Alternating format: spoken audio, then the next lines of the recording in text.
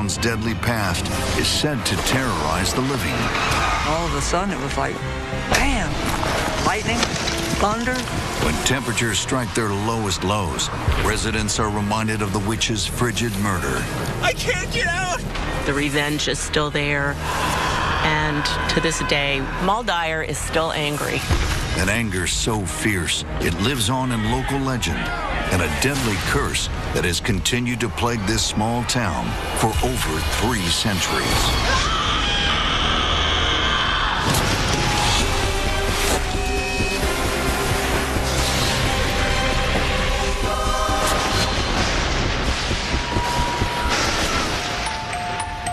Leonardtown is a picturesque southern Maryland community with roots dating back hundreds of years.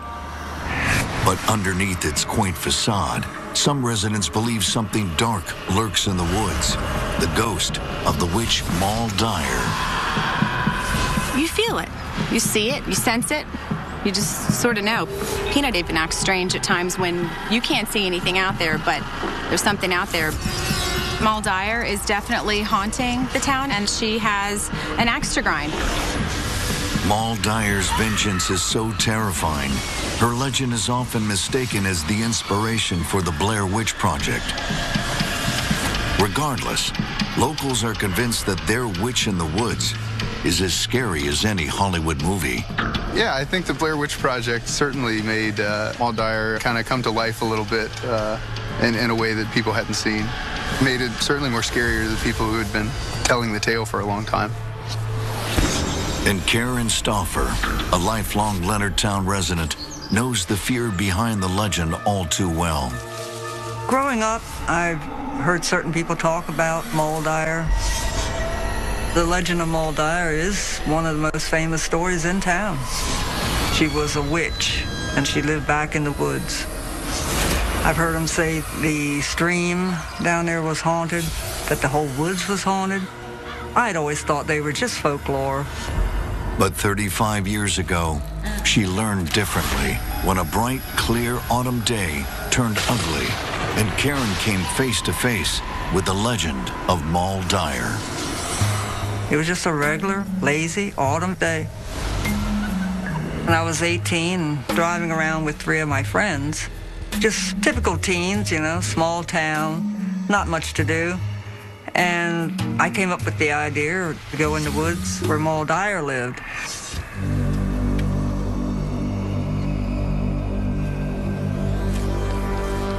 They all looked at me and said, no, you don't want to go there. The place is haunted, it's cursed. But I said, come on. What can it hurt?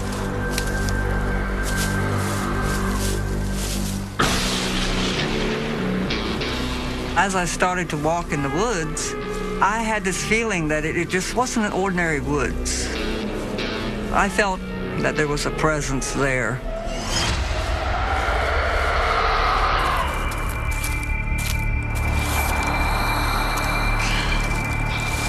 Hey, maybe we should go back. Stop being a bunch of scaredy cats. Let's go. My friends were adamant about leaving. They did not want to be there, but I really wanted to see something. Something was like drawing me there. As we were walking back through the woods, it just got real quiet.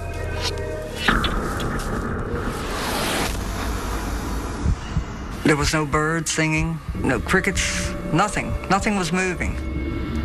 I had this feeling that you get when you know something's about to happen.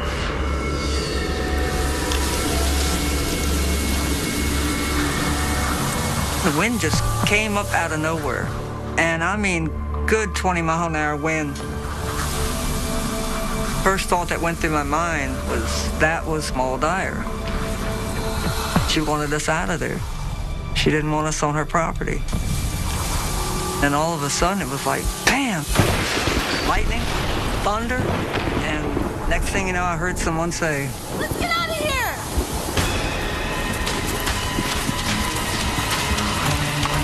I felt that there was somebody behind me.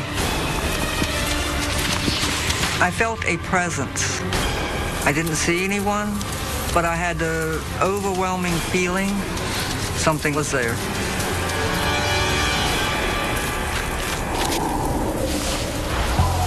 Once we got to the road again, there was no more wind, there was no more lightning, and there was no more thunder.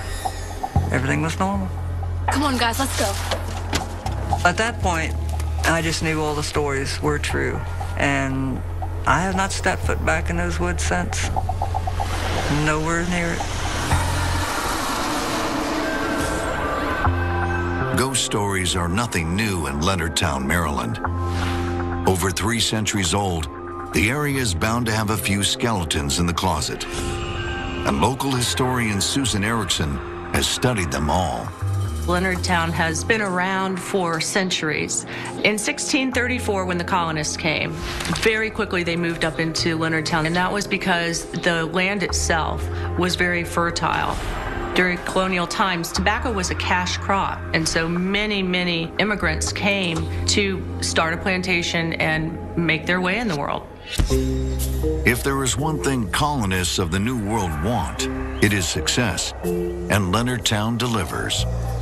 They were right on Breton Bay, so they could take their tobacco and put it right on ships and send it to England. People called Leonardtown a most convenient place. Washington Post meteorologist Camden Walker can attest. It is a comfortable place as well. There's a good amount of water surrounding Leonardtown, and the water helps keep it a little cooler on the hottest of summer days and warmer in the winter. In Leonardtown, the weather is typically very beautiful and mild. We get snow maybe once or twice in a winter, but it's a beautiful place to live.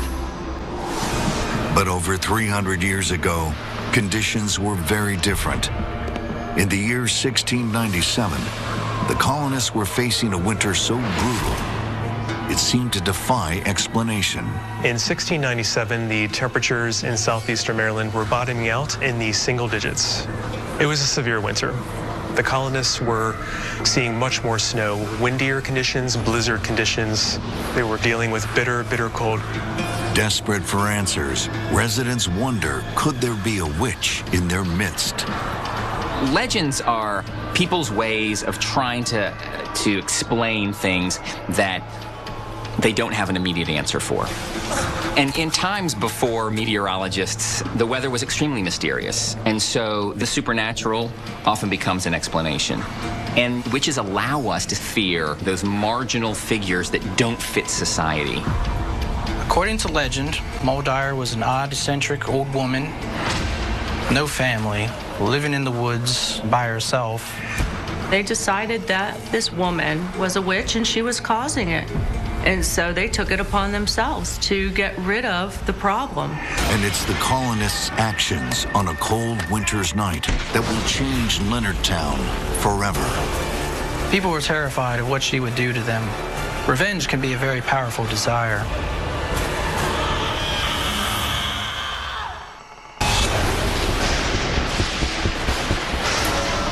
Every town has its secrets, even quiet little Leonardtown, Maryland.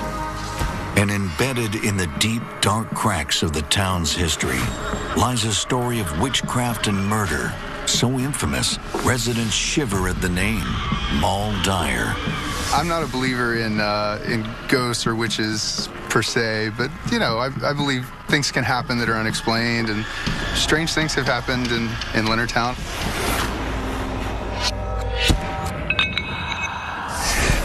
As a lifelong resident, local journalist Jason Babcock knows all about Leonardtown's dark past. Covering local history is definitely a passion of mine. I like to write about local ghost stories, and Moll Dyer is definitely the most popular one in Leonardtown. But back in 1697, Moll Dyer is anything but popular. According to the legend, there was no indication that Moll Dyer was a friendly woman. She was a lonely old spinster living in the middle of the woods. If you're strange and out of place in the late 1600s, the obvious answer is you're a witch. And Maul Dyer's own actions seem to give the colonists more proof that she isn't just an old woman in the woods. According to the legend, she had a knowledge of herbs for medicinal purposes. And of course, that kind of knowledge becomes suspect. To have a knowledge of healing, that could be construed as witchcraft. The idea of black magic in their tiny Christian community terrifies the good people of Leonardtown. So the colonists keep their distance, petrified to cross her path. The story goes that during the good weather, she would gather up different herbs and trade them to people, and that people would give her money to keep her from cursing them because they were afraid of her. I think those in the community who saw Moll Dyer shunned her and looked the other way. Though the colonists had their suspicions about her, they did let her exist among the community and did tolerate her for a time. That is, until the year 1697, when a vicious winter turns deadly and the colonists' attention turns to the witch in the woods.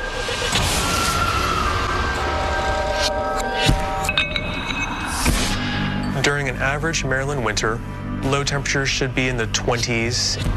But in 1697, the temperatures were much colder, often at the single digits or below zero, with the wind chill much lower than that. Things had been going badly in the winter of 1697. It was so bad that it was recorded in the Council of Maryland proceedings, where it was called the longest winter we had ever known. And few things are more dangerous to the vulnerable settlers than Mother Nature. Colonists were very much at the mercy of weather back then. They had no idea what was coming tomorrow. The clouds might look like normal clouds, but then suddenly they would bring high winds, high rain, very extreme conditions without any warning. And with temperatures so low, almost any weather system would be snow and not rain. When you have an extraordinarily hard winter, that means it's going to be problematic on their stores, firewood and food, and keeping their animals alive. They're looking around for what could be the cause and how could they control it. But there's no controlling the uncontrollable, especially this winter, as a global weather phenomenon is unfolding. In North America at the time, they were going through what was to later be called the Little Ice Age. It was a span of time, at least perhaps 200 years, where the global temperatures were much colder.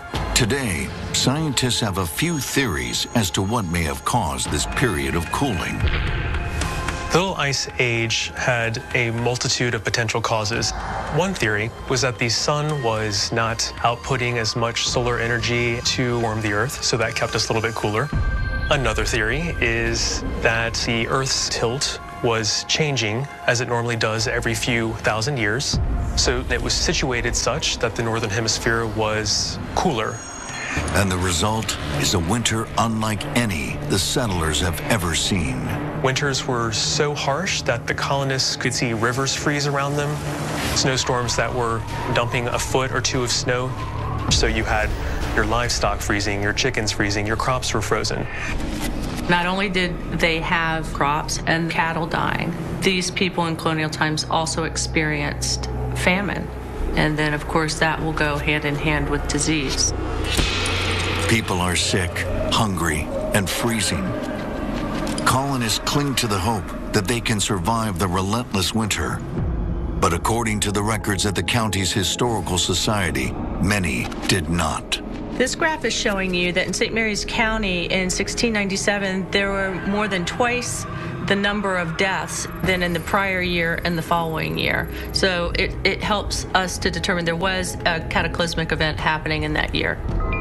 Anytime there is historical evidence that's fairly reliable, that is part of a legend, it's going to make that legend stronger. It's going to give it more credence.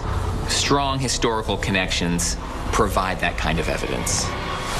While the colonists fight for survival, one person seems oddly unscathed by the elements. Moll Dyer was living on the outskirts of town by herself with no visible means of support, and she's surviving one of the harshest winters in known time. Just to survive on your own would have been a challenge at that time. You needed a large family to work your farm just to feed yourselves.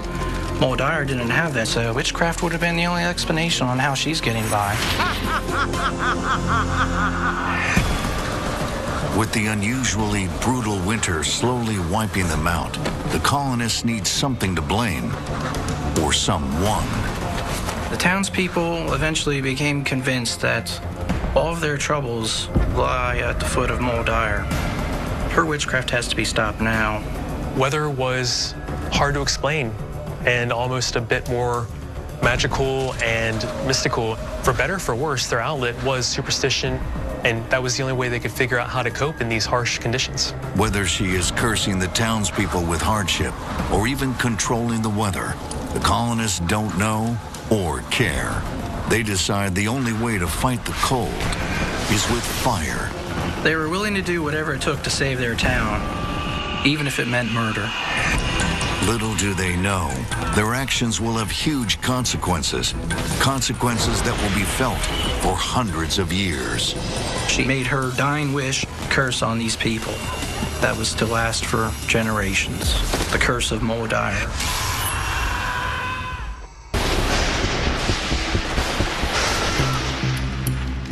According to legend, 3 centuries ago, a witch lived in the woods just outside Leonardtown, Maryland. And today, some residents believe her ghost still haunts the land, craving vengeance for her untimely death. I actually remember hearing she does kind of curse the area off Moll Dyer Road. In high school, a couple of people I knew went and took pictures, and there was actually fuzzy images in the trees. I keep my distance from the Moll Dyer woods. I mean, there's a lot of stories surrounding it. People say that she still, wanders out there. I first learned about the legend of Moll Dyer when I opened my bookstore about 11 years ago. There was a lot of talk about her seeking revenge on all the folks that put her to death all those years ago. The legend of Moll Dyer, as it's told, has a group of people who are facing really dramatic, dire consequences of the weather and are struggling to stay alive. And yet they perceive this woman who, by all accounts, shouldn't be surviving as well as she is, and she's doing fine. And so they start thinking, this isn't just bad luck. Something's going on here. That person who has already been an outsider becomes a really easy target and becomes scapegoated for a lot of these kind of fears. To be accused of witchcraft is not an exceptional thing to have happen in the late 17th century. Back then, witchcraft was against the law and it was punishable by death. Terrified of what else Moll Dyer might inflict on them, the people of Leonardtown decide to make themselves judge, jury, and executioners. They're dealing with these terrible conditions that they had not seen before. And so the time had come to try to put a stop to their misery, and killing Moll Dyer and stopping her witchcraft might do that. And so the legend goes, on the coldest night of the year, an angry mob descends on the old witch, eager to strike her down with the strong arm of vigilante justice. Torches in hand, lit ablaze, they arrived at the hut of Moll Dyer. She heard people coming to her house. She saw flames, and she didn't know what was going to happen to her. This mob could have had her arrested, but they didn't care if Moll Dyer lived or died. They wanted her gone. The hut was engulfed in flames, and Moll Dyer was driven out. Temperatures were likely near or below zero. Someone who was exposed to these conditions, who was forced to be outside for longer than 10 or 15 minutes, they would not fare well. Forsaken and enraged, Moll Dyer watches from the nearby woods as her only shelter burns to the icy ground. She has only the clothes on her back. She's out in the middle of the woods. It's dark. She has no one she can turn to. She was out of options, and so the story says that Moll Dyer put a curse on those who had driven her away. She cursed all of the people in the village of Leonardtown that their land would not ever be productive and that their families would always suffer. But Moll Dyer will suffer as well. After Moll Dyer fled the hut, there was no sign of her. The men were relieved. The witch was gone. But they couldn't be more wrong. Uttering her curse, Moll disappears into the night, but her story isn't over yet. It continues to plague the people of Leonardtown today.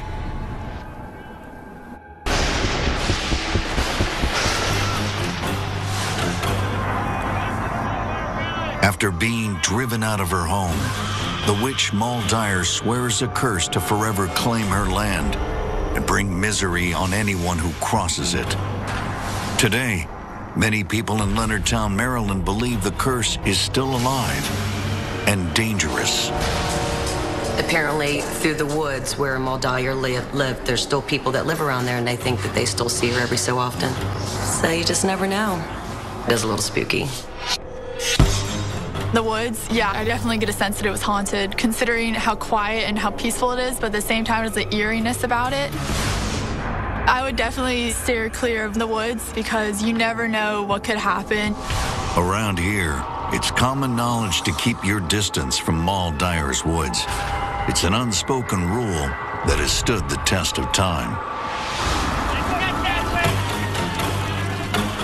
In the case of Moll Dyer, this is somebody who already is viewed by the community as having a connection to the supernatural. And so when her ghost returns, it's a natural assumption to think that that kind of power is going to be expanded exponentially in terms of the power to envelop the whole woods and to continue to exist in this area. And no one knows this more than Leonardtown resident Kathy Lashley. Moll Dyer's land now belongs to her. And there's been a number of strange things that have happened since Kathy moved here 28 years ago. This part of the run is Moll Dyer's escape route on that night that she was chased out of her cabin. She ran up this creek, and this is named after her, and it's called Moll Dyer Run. I look down the run and try to imagine her running up this creek and just being scared and frightened and angry. Many people, including Kathy, believe that anger lives on today. I've never really believed in ghosts, but some really horrific things have happened right in front of our house. You have to wonder, does it have anything to do with the curse of Moll Dyer? Unexplained havoc plagues this land, and even on the clearest nights, the witch's ghost can cast a dark cloud. I remember one night, my husband and I were asleep, and there was a loud knock at the door. Hello? Hello? Look, there's been an accident. We need your help. There was a young guy at the door. Please. He was very upset and very hysterical. I was just thinking someone might be killed. Hurry! When I walked up to the road, I could see the car had flipped over on its roof. I'm stuck! I could see the man hanging upside down by his seatbelt. Please! My husband went in the window and he tried to help him get the seatbelt released, which he couldn't. There was just too much pressure on it. It was very scary. Please help me! There was fuel on the road, and I could smell the fumes from the gas. There were some people screaming, you know, it's gonna blow. The adrenaline was really rushing. I can't get out! The biggest fear was that the car would catch on fire, and you would see people on fire in front of you and burned alive. The ambulance came and finally freed him by cutting the seatbelt, and then he was taken away in the ambulance. The worst part is, it wasn't the first time accidents have occurred outside Kathy's door, and it won't be the last. There's been many accidents right in front of the house, at least a dozen maybe. There's constantly mailboxes being knocked over. Many cars have run off the road in front of our house, and there's been 2 fatalities. But all the more peculiar is the seemingly harmless stretch of road where these accidents occur. It's not a dangerous road to travel on. It's a straight shot. There's no trees on the road. There's no obstacles. There's no stoplights. For an accident to happen there, it's just kind of unexplained. I personally wondered in the back of my mind, could it be something to do with Muldier? Maybe a lot of her anger still lingers in the area, and it's possible that we're seeing that in all these accidents. The curse has become part of our lives now. Could this be the high cost of injustice done 300 years ago? Injustice that's only getting started on the night Muldier is driven from her home.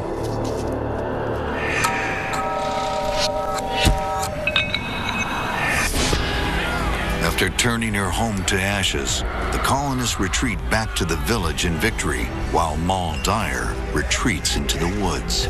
They apparently didn't have the nerve to kill her outright, but they essentially sentenced her to death by burning down her only shelter during this terrible winter. It was definitely brute force. It was definitely mob justice. Muldier is by herself, and during one of the worst nights, the coldest nights of the winter, the snow, the biting wind, and with only her rags to protect her.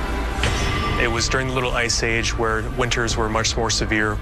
When the air temperature and the wind chill are below -18 degrees, your core body temperature is going to drop and you're going to start feeling very numb. You have very little time to protect your core temperature from hypothermia. So it's safe to say if someone were left outdoors in the winter of 1697, it would not be long before they died from exposure. With nothing but the rags on her back, Muldier is doomed to suffer a horrific death. More than likely, those people were relieved to be rid of Muldier. No one knew what had occurred with her, whether she was alive or dead. They probably assumed she was dead. But the settlers aren't rid of her just yet.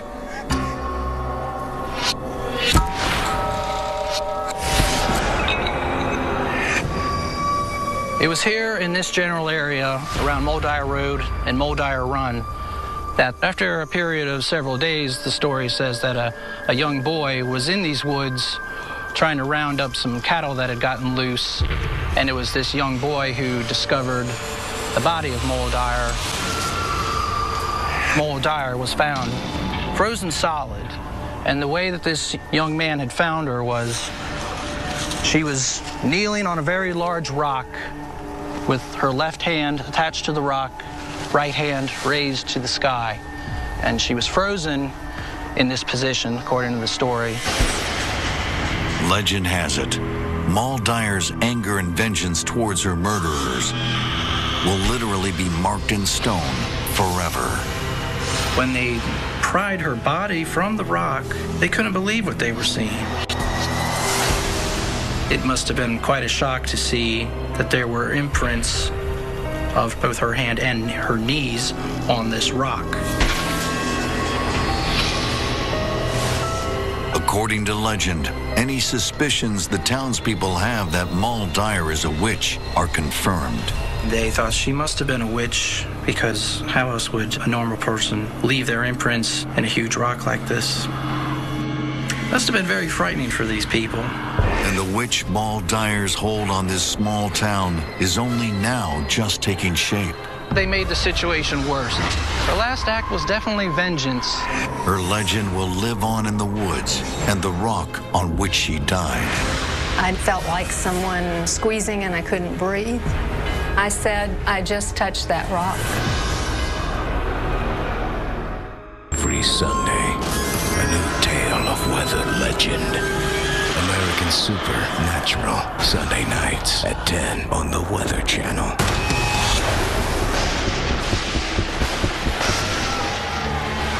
The colonists of Leonardtown, Maryland, thought getting rid of the witch Moll Dyer would free them of winter's harsh grasp.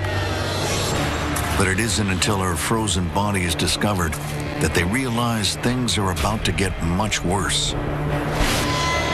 It had been several days since Moll Dyer was driven out of her home when she was found dead, frozen solid, kneeling on a very large rock. In her final moments, the legend says that Moll Dyer swears to the heavens that she will get her revenge. An anger so ferocious, it is embedded in the rock on which she died. Moll Dyer was so angry with these men that she vowed to get revenge by placing a curse of general suffering on these men and the generations to follow.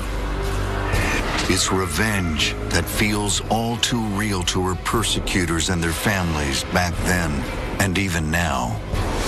There are descendants of the people who burned her house down that believe that their families were cursed and that that curse affects them today. For hundreds of years, the story of Moll Dyer is told and retold, passed down as local folklore. In the immediate aftermath of Moll Dyer's death, I would say the people there definitely believed there was a curse put on them, because this story lasted for so long, handed down verbally. But over the years, Moll Dyer's rock is lost. That is, until the 1970s, when a boulder believed to be the witch's final resting place is uncovered. Back in the 1970s, there was a writer for the newspaper. And during one summer, he and his wife decided to see if they could find Moll Dyer rock. And he was able to find a farmer who said, "I remember as a boy that rock. I can show you where it is." The almost 900-pound rock was settled into the bank of a creek. It had been moved there when they were clearing fields for farming. And they could move it a little bit to see the handprint. They've eroded somewhat because it's been over 40 years since they've been there, but you can still see the faint image of a hand and a knee there. As the only possible physical evidence of this famous legend, the rock is excavated and put on display near the courthouse as a reminder of Leonardtown's dark history. It was brought to Leonardtown and turned face up so that you can see the hand imprint and the knee imprint. The rock has been out in the environment since 1972. We get a lot of rain here, so any features on the rock, they're pretty much eroded by now. Still, even now, many in Leonardtown believe they can make out the faint impression of Moll Dyer's hand. Nearly 300 years after she was pried from the rock, her curse remains carved in stone, and anyone who gets near it feels the lingering fury of the scorned witch. There are people that believe that that rock is cursed, influenced by Moll Dyer's witchcraft. So many people have had experiences of nausea or dizziness when they are near the rock. The real problems come, however, when the rock is touched. And Lynn Bonviri, a Leonardtown resident for nearly 30 years, knows this firsthand. I'd always heard that if you touched the rock of Moll Dyer, bad things happened. Well, one day, my curiosity got the best of me. And with one simple gesture, Lynn learns that the curse of Moll Dyer is very much alive. I had been interested in the legend of Moll Dyer for quite a while, and I had decided to do some research to try to find out about the legend. So I visited the Historical Society frequently. And one day, after I was finished, my husband came to meet me, and we decided we would take a walk around Leonardtown.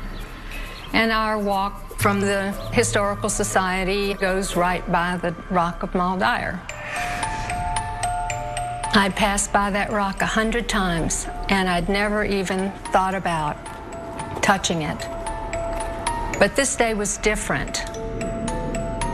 I looked at the indentations and I just bent down and put my hands into the spots where Maul Dyer's hands had been on the rock.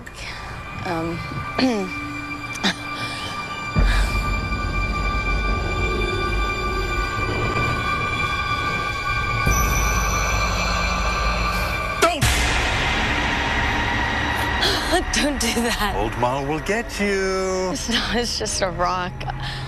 Watch.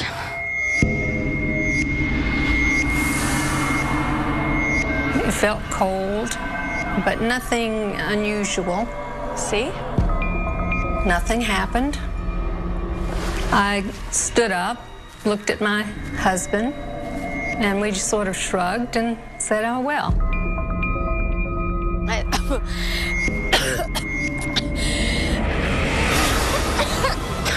It was about 30 seconds after I touched the rock that suddenly I started to feel strange. Lynn's doubt is about to be replaced with fear as the legend of Maul Dyer's curse becomes a terrifying reality. I knew something was terribly, terribly wrong.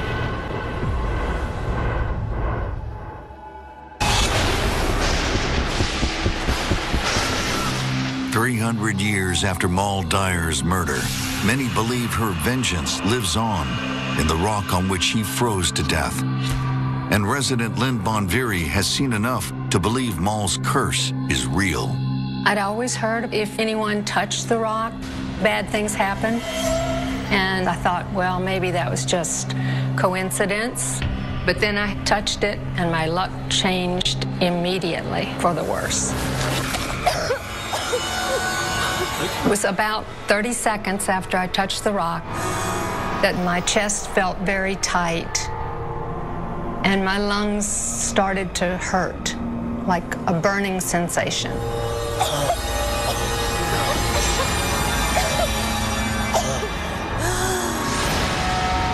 I felt like someone had their arms around me, squeezing, and I couldn't breathe. I continued coughing and blood was coming out. Are you all right? My husband looked at me and I looked at him and I said, I just touched that rock. I felt like I couldn't catch my breath. It feels similar to what drowning must feel like. We were both thinking, when do we call 911? But I didn't want to go to the hospital. I just wanted to get away from that rock. This went on for 45 minutes, but it did eventually stop. To this day, Lynn still isn't sure what exactly brought on the sudden attack, but she is certain of one thing. There is negative energy associated with that rock. I maybe didn't quite believe it before that, but I am not going to go near it or touch it again. And I wouldn't recommend anybody else do it either.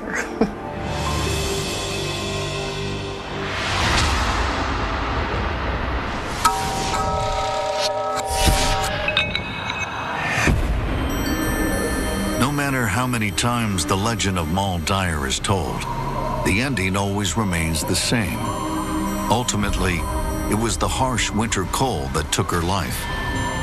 And it's often during the most extreme weather that legends emerge from the wreckage. The harsh winter in the Maul Dyer legend is an integral part of this legend, not only because the weather is the primary antagonist, it's a catalyst for the villagers becoming so anxious for some sort of an explanation that they go out and they burn her house and run her into the woods where she dies.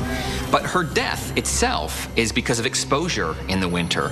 So in both of those places, the weather is the central instigator for the legend, and then the hand that deals the fatal blow to Maul Dyer in the end.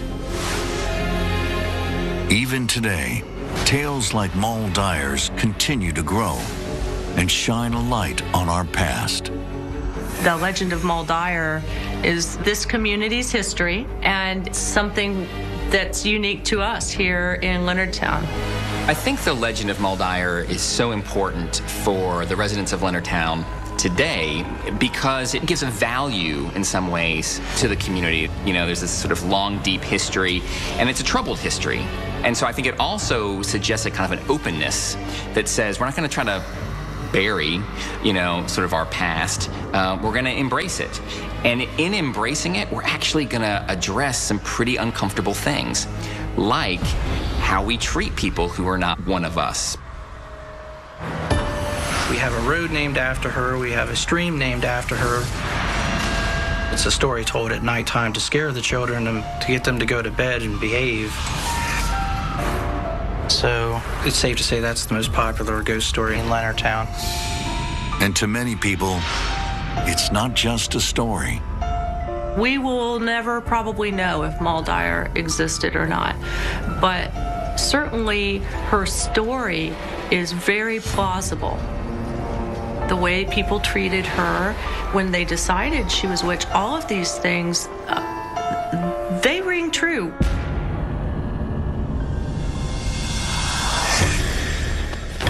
And some people in Leonardtown can attest Muldier not only existed back in the 1600s, but her ghost still lingers today. There are people who have seen Muldier walking in those woods near where her cottage was reported to have been.